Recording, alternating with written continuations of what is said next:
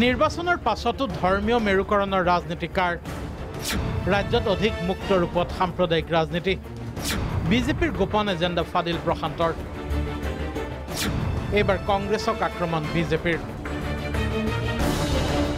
লোকসভাৰ নিৰ্বাচন অসমত কেতিয়াবাই শেষ হ'ল কিন্তু শেষ নহ'ল শাসক বিৰোধীৰ বাকযুদ্ধ বুধবাৰে সংবাদমেল যোগে কংগ্ৰেছ এআইডিএফৰ বিৰুদ্ধে গুৰুতৰ অভিযোগ আনিলে ৰাজ্যিক বিজেপিৰ মুখপাত্ৰ মমিনুল আৱালে ধৰ্মীয় মেৰুকৰণৰ ৰাজনীতি কৰিছে কংগ্ৰেছ এআইডিএফে মুছলমান লোকসকলৰ মেৰুকৰণক লৈ ইউডিএফ আৰু কংগ্ৰেছৰ মাজত প্ৰতিযোগিতা চলিছে আমি দেখিছোঁ আজি কংগ্ৰেছে মুছলমান ভোটাৰক মেৰুকৰণ কৰিবলৈ সক্ষম তেওঁলোক হৈছে যাৰ ফলশ্ৰুতিত কংগ্ৰেছৰ ২৪ গৰাকী বিধায়কৰ ভিতৰত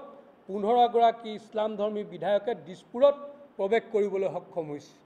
কিন্তু ধৰ্মীয় মেৰুকৰণৰ ৰাজনীতিৰ সীমাৰ বাহিৰত নেকি বিজেপি শুনক কেনেদৰে নিৰ্বাচনৰ পিছতে গেৰুৱা শিবিৰৰ গোপন এজেণ্ডা ৰাজহুৱা কৰিছিল একেটা দলৰে বিধায়ক প্ৰশান্ত ফুকনে মুছলিম মানুহ আমাক 95% ভোট দিয়া নাই এইটো আৰু লুকুৱাই থোৱা কথা নাইতো একেনে আমি হিন্দু ভোটৰ ওপৰত আমি কনচেন্ট্ৰেট কৰিব লাগিব আমি কৰিম আগৰ দিনত আগতলো কৰিম এতিয়াও কৰিছোঁ কৰিম আগৰ কথা আৰু এইটোৱে এটা ধাৰাবাহিক ৰূপ ল'ব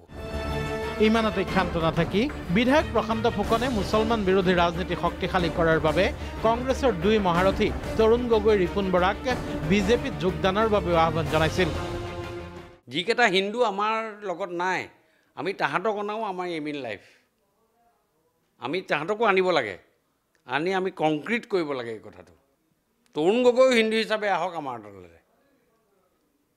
আজিৰ ডেটত প্ৰাসংগিক আছে তৰুণ গগৈ ৰিপুণ বৰাও হিন্দু হিচাপে আহক